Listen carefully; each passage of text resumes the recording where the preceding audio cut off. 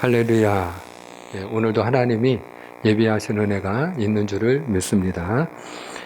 오늘 저는 하나님의 인도를 받으면 이라고 하는 제목으로 같이 은혜를 나누고자 해요. 하나님의 인도를 받으면. 제가 지난 주일에는 하나님의 인도를 잘 받으려면 어떻게 해야 하는가 하는 제목으로 같이 은혜를 나눴습니다. 우리가 하나님의 인도를 잘 받으려면 두 가지가 우리가 해야 될 일이다. 첫째는 하나님을 전적으로 신뢰하고 의지해야 된다. 아멘입니까? 하나님을 전적으로 신뢰하고 의지해야 된다. 두 번째는 내 생각을 내려놓아야 된다. 우리가 하나님의 생각과 나의 생각이 다를 때 내 생각을 내려놓아야 그리고 하나님이 원하시면 아멘 하는 믿음이 있어야 우리가 하나님의 인도를 잘 받을 수가 있다 하는 말씀을 드렸습니다.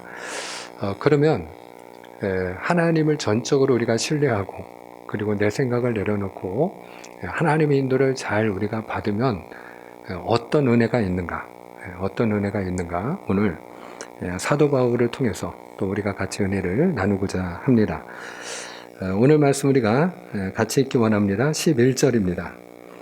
사도행전 16장 11절로 13절까지 교독하겠습니다. 우리가 교대로 봉독합니다. 우리가 드로아에서 배로 떠나 사모드라게로 직행하여 이튿날 네아폴리로 가고 거기서 빌립보에 이르니 이는 마게도냐 지방의 첫 성이요 또 로마의 식민지라. 이 성에서 수일을 유하다가 다 같이 안식일에 우리가 기도할 곳이 있을까 하여 문 밖 강가에 나가 거기 앉아서 모인 여자들에게 말하는데. 아멘. 오늘 사도 바울이 도착한 곳이 어딘가 하면 빌립보입니다. 오늘 12절에 보시면은요, 사도 바울이 마게도냐 지방의 첫 성인 빌립보에 도착했음을 알 수가 있습니다. 사실 바울의 생각은 아시아였어요. 아시아. 바울은 아시아에서만 복음을 전하기를 원했어요. 그런데 하나님의 생각이 달랐어요. 하나님은 바다를 건너가라는 거예요. 바다를 건너서 마게도냐로 가서 그 마게도냐에서 너가 계속 복음을 전하면 좋겠다 하는 것이 하나님의 뜻이었어요. 중요한 것은 바울은 하나님의 인도를 철저하게 따라가는 사람이었어요. 때문에 하나님을 의지하고 그가 이 마게도냐 지방은 한 번도 가본 적이 없는 전혀 낯선 이국 땅이었습니다만은 그럼에도 불구하고 하나님을 의지하고 그는 순종을 합니다. 자기 생각을 내려놓고 하나님이 원하시는 대로 바다를 건너서 그가 도착한 곳이 어디라고요? 바로 빌립보입니다. 빌립보. 이 마게도냐 지방의 첫 성인 빌립보입니다. 그런데 사도 바울이 전도를 할 때 중요한 특징이 하나 있어요. 그게 무엇인가 하면은 사도 바울이 전도를 할 때 제일 먼저 그가 찾아가는 곳이 있어요. 그곳이 바로 유대인의 회당입니다. 유대인의 회당. 그래서 유대인의 회당에 가서 같이 예배도 드리고 그리고 예배를 마치고 난 다음에는 꼭 어떤 시간이 있느냐? 간증하는 시간이 있어요. 은혜를 나누는 시간이 있어요. 같이 여러분들 가운데 하나님이 주신 은혜를 나누기를 원하는 분이 계십니까? 그러면 그 가운데서 이렇게 손을 들고 나와서 자기가 느낀 거 또 받은 은혜를 이렇게 함께 교제하면서 나누는 시간이 있어요. 그 시간을 이용해서 사도 바울은 그리스도를 증거했습니다. 복음을 증거했어요. 자, 그런데 문제는 뭐냐? 이 빌립보에 도착을 했는데 빌립보에는 회당이 없는 거예요. 회당이. 오늘 여러분들이 12절 말씀에 보면은 사도 바울이 이 빌립보에서 며칠 동안 유하였다라고 이야기하고 있습니까? 수일을 유하였다. 이 수일이라는 것은 두 선하나를 말하는 거죠. 두 선하나. 이틀이나 3일 정도 이렇게 그가 머물면서 무엇을 했을까요? 회당을 찾았던 거죠. 회당을. 이 빌립보에는 회당이 어디 있을까? 그러니까 어디를 가든지 바울은 먼저 회당을 찾았으니까 회당이 어디 있는지를 사도 바울은 찾았던 거죠. 그런데 사실 그 유대인들이 사는 곳이라면 어디든지 회당이 있었어요. 유대인들이 그 어디를 가든지 제일 먼저 세우는 곳이 회당입니다. 근데 이 회당을 세울 때는 기준이 있어요. 기준. 그러니까 유대인 남자 10명이 넘어가면 그러면 회당을 세웁니다. 여기서 남자라고 할 때는 만 20세 이상의 남자를 기준으로 합니다. 그래서 유대인들은 이 회당에서 예배도 드리고요. 또 교육도 했어요. 그러니까 이 회당은 유대인들에게 있어서는 자기 집보다 중요한 곳이었어요. 왜냐하면 회당에서 그들이 하나님을 섬기는 믿음을 지킬 수가 있었고, 그리고 그 믿음을 자녀들에게 계승해 줄 수가 있었기 때문에 그 믿음을 자녀들에게 물려줄 수가 있는 곳이 회당이었어요. 그래서 유대인들은 어디를 가든지 이 회당을 지었어요. 사실 세계에서 우리나라 못지않게 교육열이 가장 뛰어난 대표적인 민족을 꼽으면 어디죠? 바로 이 유대인이죠. 유대인, 그죠? 유대 민족이에요. 지금 이제 제가 알기로는 이제 우리나라의 경우에는 현재 중학교까지가 의무교육이죠. 무상교육인데 제가 아는 바로는 전년도부터 바로 2021년도죠. 작년부터는 고등학교도 이제 전면 무상교육이 실시된 걸로 제가 알고 있습니다.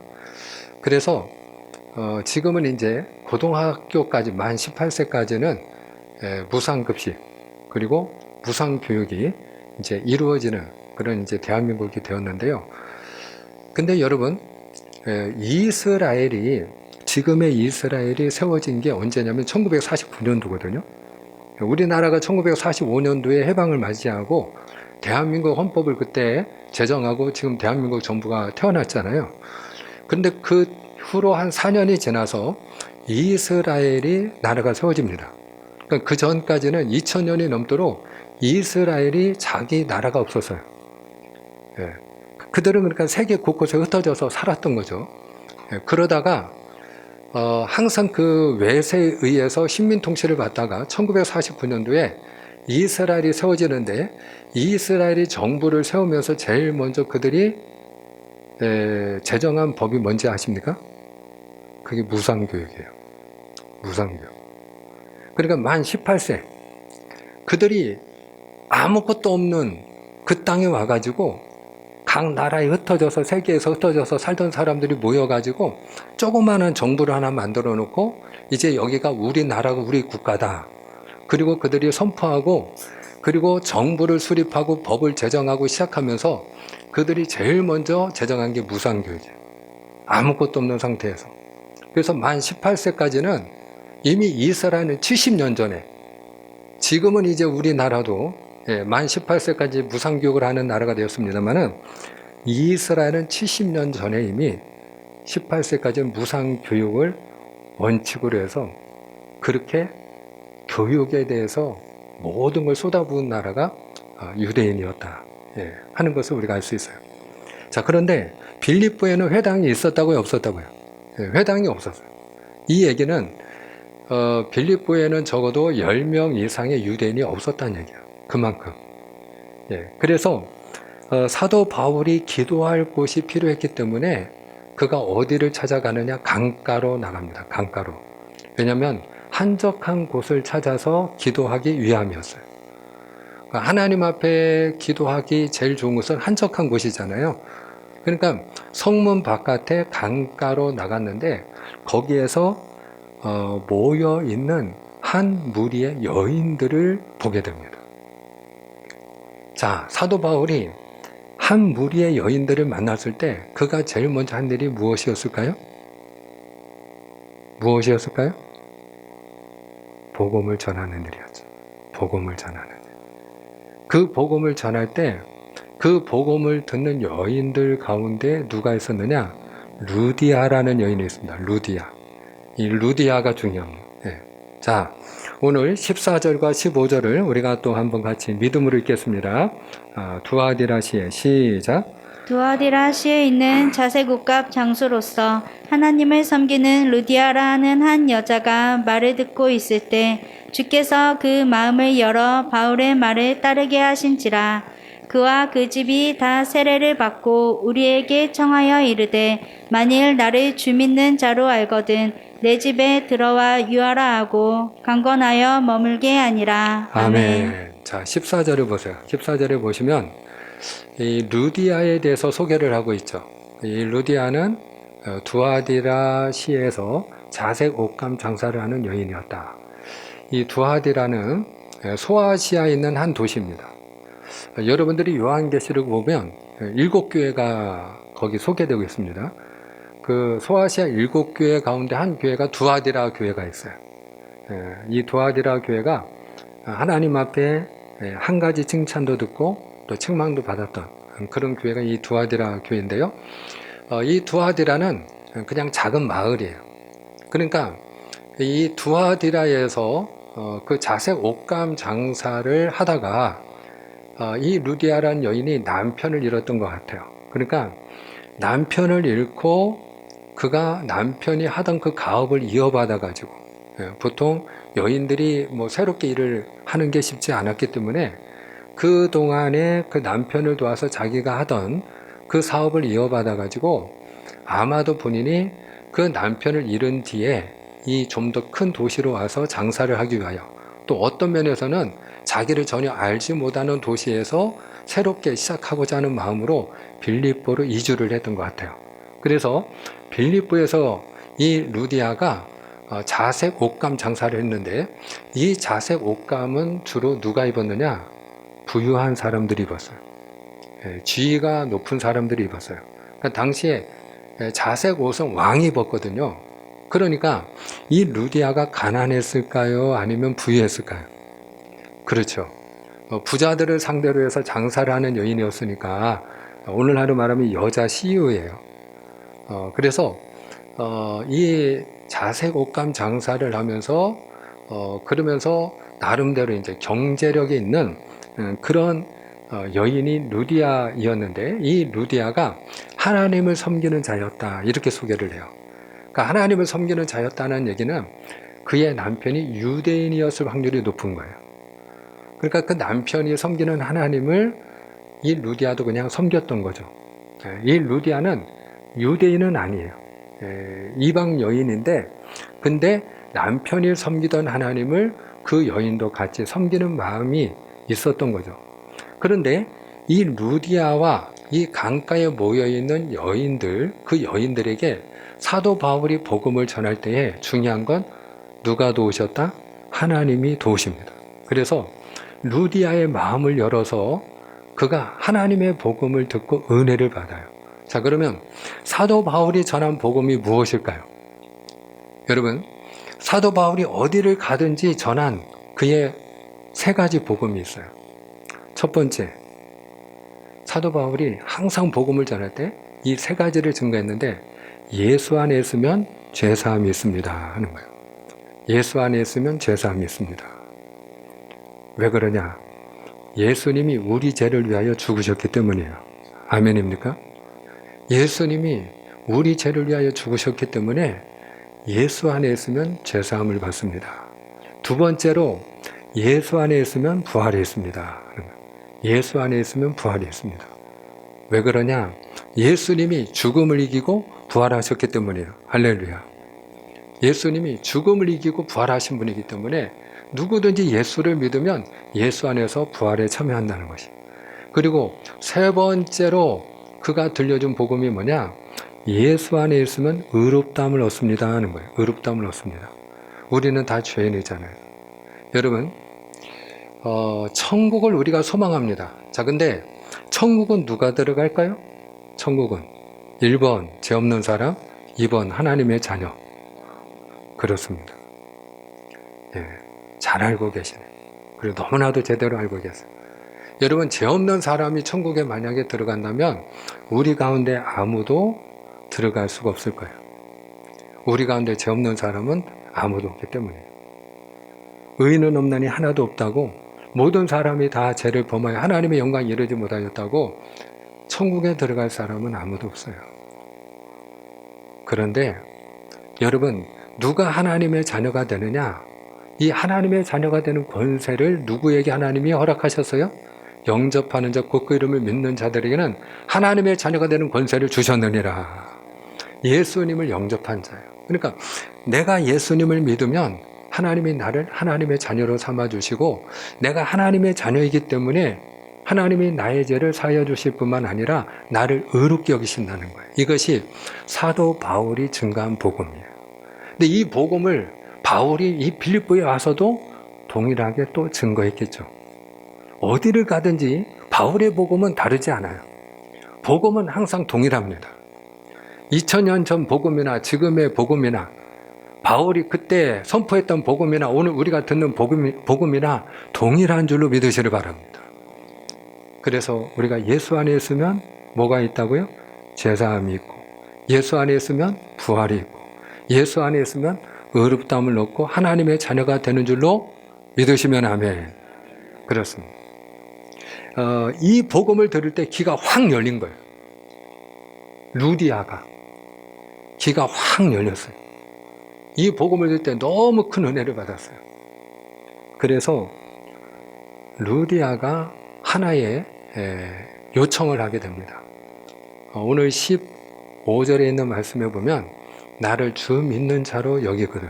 이제 내가 예수의 사람이 되고 내가 예수님을 믿는 사람이 된 줄로 당신이 인정하거든.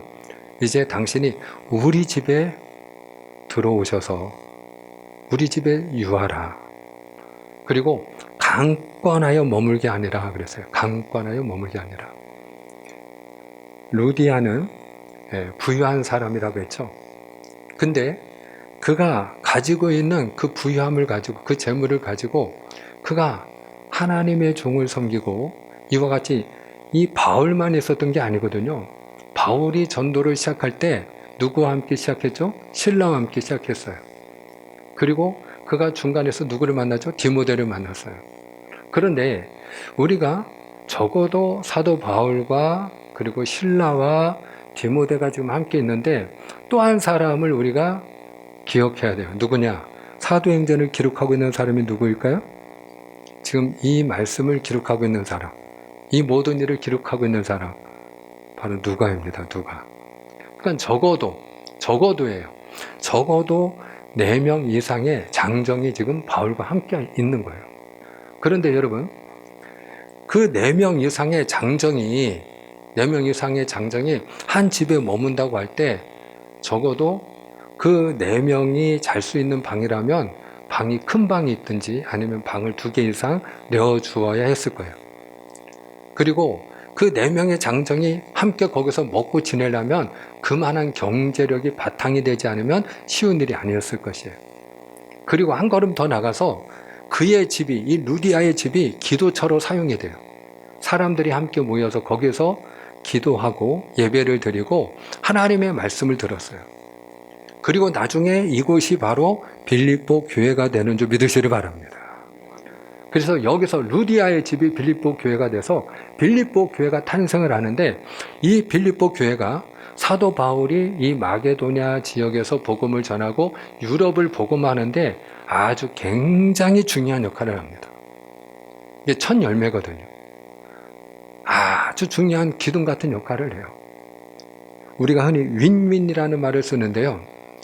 저는 이 루디아의 섬김이 루디아나 바울에게 서로 윈윈이었다. 왜 그러냐? 여러분, 저는 루디아를 생각해 봤어요. 루디아. 이 루디아가 얼마나 복이 있는 여인인가. 오늘 이 루디아가 사도 바울과 그 일행을 섬김으로 인해서 그의 이름이 성경에 기록된 줄로 믿으시길 바랍니다.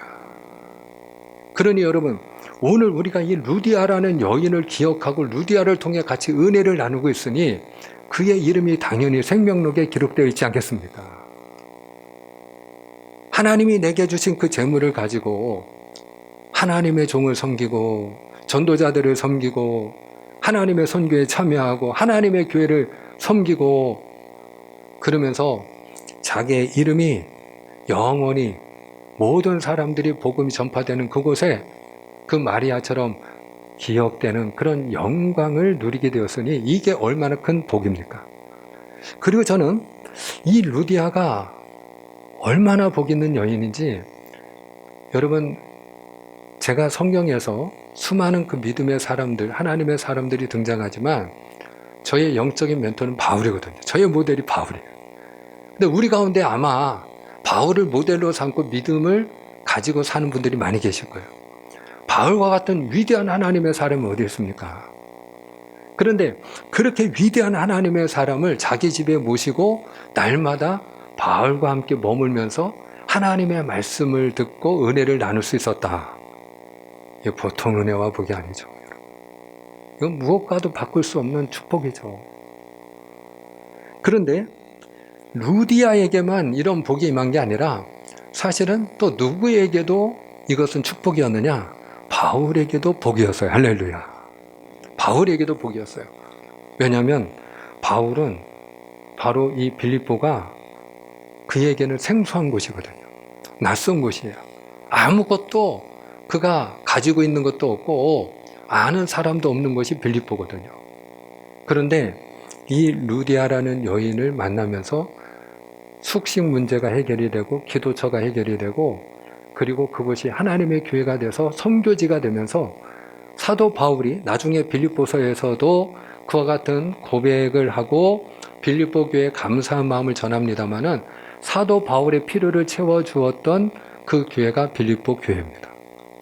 그래서 사도 바울이 지속적으로 마게도냐 지방에서 복음을 전하고 계속해서 그가 전도 여행을 하고 계속해서 하나님의 일을 하고 계속해서 유럽을 복음하는 일에 그가 힘쓸 수 있었던 그 모든 동력이 어디서 나오느냐?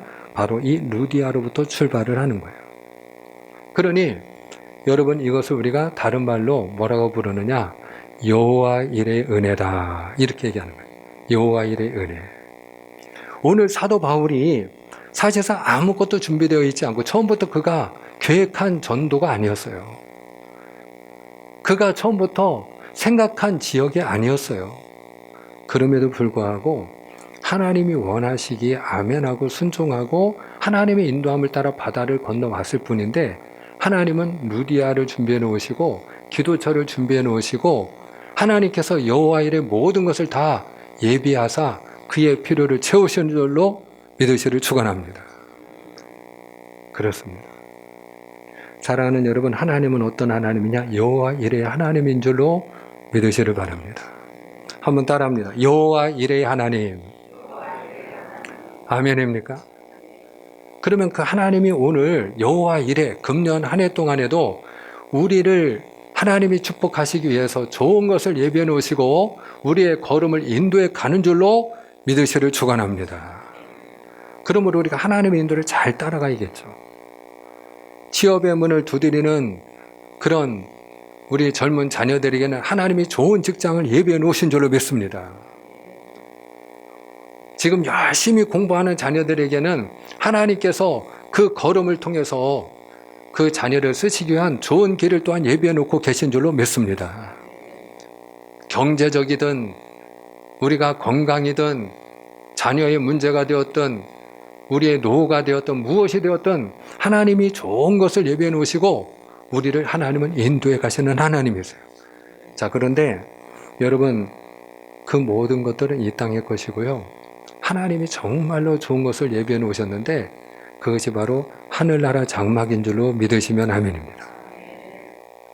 그래서 요한복음 14장에 보면은 너희는 마음에 근심하지 말라. 하나님을 믿으니 또 나를 믿으라. 내 아버지 집에 거할 것이 많도다. 내가 너희를 위하여 거처를 예비하러 가노니 너희를 위하여 내가 거처를 예비하면 너희에게로 다시 와서 너희를 내게로 영접하여 나 있는 곳에 너희도 있게 하리라. 주님이 내가 하늘나라 장막을 예비해 놨다고 말씀하시는 거예요. 그런데 문제는 뭐냐? 가는 길을 우리가 알아야 될 거 아니에요. 가는 길. 그 하늘나라 가는 길을 우리가 알아야 그 길을 걸어갈 수 있을 거 아니에요. 근데 주님이 그 말씀을 전하시고 14장 6절에서 이어서 들려주신 메시지가 뭐냐? 내가 곧 길이요 진리요 생명이니 나로 말미암지 않고는 아버지께로 올 자가 없느니라. 예수님이 길이 되어 주시기 위하여 그 길을 인도하시기 위하여 오셨다는 거예요. 할렐루야. 사랑하는 여러분, 하나님이 우리를 위하여 하늘나라 장막을 예비해 놓으시고 그리고 그 길을 걸어갈 수 있도록 하나님이 예비해 놓으셨던 하나님의 아들을 보내주신 줄로 믿으시기를 축원합니다. 여호와 이레 하나님이세요. 뿐만 아니라 그 하나님은 충성된 하나님의 일꾼들을 위해서 의의 면류관 하늘나라 상급을 예비해 놓으신 줄로 믿습니다. 사랑하는 여러분, 그러므로 성경이 우리에게 가르치는 말씀이 있어요. 경고하며 흔들리지 말며 항상 주의 일에 더욱 힘쓰는 자들이 되라. 이는 너희 수고가 주 안에서 헛되지 않은 줄 알미니라. 결코 우리의 수고가 헛되지 않다는 거예요. 주님을 위한 당신의 섬김이 헛되지 않다는 거예요. 그 수고가, 그 땀 흘림이, 그 희생과 헌신이 헛되지 않다는 것이에요. 그래서 사도 바울은 자기를 위하여 무엇이 예비되어 있음을 고백합니까? 의의 면류관이요. 디모데후서 4장 8절 말씀, 우리가 송고 영신 예배 때 함께 읽었던 말씀이기도 합니다만은 한 번 더 읽기 원합니다. 자, 디모데후서 4장 8절입니다. 이제후로는 시작. 이제후로는 나를 위하여 의의 면류관이 예비되었으므로 주 곧 의로우신 재판장이 그날에 내게 주실 것이며 내게만 아니라 주의 나타나심을 사모하는 모든 자에게 도니라. 아멘. 아멘. 그렇습니다. 지금 사도 바울이 나를 위하여 의의 면류관이 예비되어 있다 고백을 하고 있습니다마는 그 의의 면류관 하늘나라 상급은 누구에게도 다시 오실 주님을 사모하는 모든 사람에게도 동일하게 예비되어 있다. 그리고 우리에게 들려줍니다. 사랑하는 여러분, 하나님이 나를 위하여 하늘나라 장막을 예비해 놓으셨습니다. 하나님께서 충성된 하나님의 일꾼들을 위하여 하늘나라 상급을 예비해 놓으셨습니다. 우리가 이 땅에서도 상장 하나 받아도 너무나도 기분이 좋은데, 장학금만 받아도 너무나도 기분이 좋은데, 사랑하는 여러분, 합격증 하나만 받아도 너무나도 날아갈 것처럼 즐거운데, 무엇보다 하나님이 예비하신 하늘나라 장막 들어가야 될 줄로 믿습니다. 하나님이 충성된 자에게 주시는 하늘나라 상급 받아야 될 줄로 믿습니다. 하나님이 예비하신 그 은혜를, 그 축복을 누리는 자가 되기를 축원합니다. 그리고 한 가지 더, 하나님의 인도함을 받는 자에게 하나님이 주시는 은혜가 있는데 예수 그리스도의 이름을 능력 있게 사용한다 하는 것이에요. 예수 그리스도의 이름을 능력 있게 사용한다. 오늘 말씀에 보면은 그 기도하는 곳으로 가다가, 그러니까 루디아의 집이죠. 사도 바울의 일행이 그 기도하는 곳으로 가다가 한 귀신 들린 여종을 만나게 돼요. 그런데 이 귀신 들린 여종이 사도 바울을 알아보는 거예요. 당신은 지극히 높으신 하나님의 종으로서 구원의 길을 전하는 자입니다. 그리고 귀신처럼 알아내는 거예요. 귀신처럼. 우리가 흔히 귀신처럼 알아내네 이런 얘기를 하잖아요. 어떻게 이렇게 귀신처럼 안돼요? 근데 여러분, 귀신은 영물 아닙니까? 그러니까 이 무당도 세 종류가 있잖아요. 강신무가 있고 학습무가 있고 그리고 세습무가 있고, 이 세 종류가 있잖아요. 그 중에 우리가 무당도 선무당이 아니고 진짜 무당은 강신무라고 하지 않습니까? 말 그대로 귀신이 씌인 사람, 귀신의 능력으로 이렇게 점을 보는 사람들이 있어요. 바로 이 여종이 그런 사람이야. 그러니까 사람들이 자기 운명과 자기 내일이 궁금하면, 그러면 이 귀신 들린 여종 찾아오는 거예요. 그러면 점을 그냥 봐주나요? 복채를 내놔야지, 복채. 그냥 공짜는 없지. 그러면 이 귀신 들린 여종이 그걸 갖느냐? 아니에요. 말 그대로 여종이야, 여종. 여종이니까 주인이 당연히 있죠. 그 주인에게 갖다 바치는 거죠. 그러니까 제가 가만히 보니까 이 여종처럼 불쌍한 사람이 없어. 이 여종처럼. 강신무들을 보세요. 정말로 그 신내림 받았다는 무당들을 보세요. 그 사람들이 행복합니까? 그 그 사람들이 아무리 용하다고 사람들이 많이 찾아오고 아무리 많은 돈을 벌어도 자기 딸이나 자식이 무당되는 걸 원하는 무당 보신 적 계십니까? 무당이 됐다는 건 저주예요. 왜? 이게 귀신 씌었다는 거거든. 그럼 그 사람들이 왜 그렇게 열심히 구슬하고 제사를 지냅니까? 누구한테 잘 보이려고? 자기가 섬기는 그 귀신을 두려워하는 거예요. 그 구렁이 신이 나타나면 구렁이 신에게 비나이다 하고 잘 보여야 되고 제사를 드려야 되는 거야. 그래야만 하라는 대로 해야 자기가 살 수 있는 거예요. 말을 안 들으면 말 그대로 자기 목을 감는 거예요. 입 벌리는 거예요. 그러니까 얼마나 무서워요. 그 환상을 본다고 생각해 보세요. 얼마나 무서운 일인가. 그러니 자기 안에서 자기를 지배하는 그 더러운 귀신을 자기 힘으로는 이겨낼 수가 없으니까, 그러니까 이 더러운 귀신에게 복종하는 삶이 뭐가 즐겁겠어요. 다른 사람 그 점 맞추는 게 뭐가 그렇게 즐겁겠어요. 그런데 이 여종 그나마 그 돈도 자기가 쓰지를 못해. 누구한테 또 매여 있어요. 영적으로는 귀신에게 매여 있는 사람이 여종이었고요. 육신적으로는 또 다른 주인에게 매여 있는 사람이 이 여종이었어요. 이런 불행한 신세가 또 어디 있어요.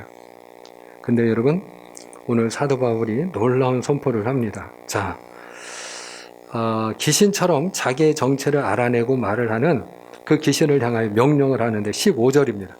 우리가 18절. 우리가 18절을 함께 했습니다. 이같이 시작. 이같이 여러 날을 하는지라 바울이 심히 괴로워하여 돌이켜 그 귀신에게 이르되 예수 그리스도의 이름으로 내가 내게 명하노니 그에게서 나오라 하니 귀신이 즉시 나오니라. 아멘, 아멘. 예수 그리스도의 이름으로 명하노니 그에게서 나올지어다. 예수 그리스도의 이름을 사도 바울이 사용합니다. 나의 이름이 아니에요. 나 바울의 이름으로. 그거 아니에요. 누구의 이름으로 아니에요. 예수 그리스도의 이름으로. 따라합시다. 예수 그리스도의 이름으로. 예수 그리스도의 이름으로. 할렐루야. 예수님의 이름을 믿음으로 사용하는 하나님의 사람들이 될 수 있기를 주의 이름으로 축복합니다. 그런데 여러분, 우리가 같은 도구라 할지라도 쓰는 사람에 따라서 능력이 같아야 달라요. 달라지잖아요. 똑같은 펜을 주더라도 여러분, 시험 문제를 푸는 사람에 따라 성적의 결과가 달라지는 것처럼, 똑같은 음식 재료를 주더라도 그 음식을 만드는 사람에 따라 맛이 달라지는 것처럼 예수님의 이름도 마찬가지예요. 우리가 예수님의 이름이 능력인 건 아는데 중요한 건 예수님의 이름을 사용하는 나의 믿음이 중요하다는 건 까먹을 때가 많아.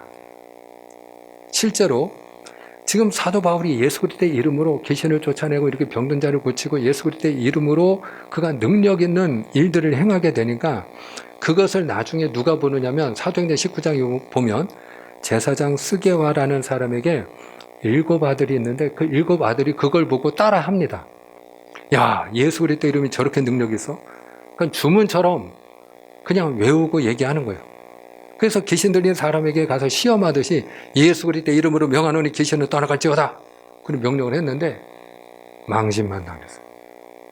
귀신이 떠나가질 않고 오히려 더 흉폭해져 가지고 내가 예수도 알고 바울도 아는데 너는 뭔데? 그러고 달려드는 거예요. 여러분, 그 당시에는 이렇게 옷을 둘러 입을 때라 벗은 몸으로 도망갔다고 해서 얼마나 놀라고 얼마나 무서웠던지, 그 귀신의 힘이 얼마나 대단했던지 이 아들들이 다 주랭랑을 쳤어요. 똑같은 예수의 이름인데 뭐가 다를까요? 그 이름을 사용하는 사람이 달랐어요. 오늘 바울에게는 왜 예수의 이름이 능력으로 나타났을까요?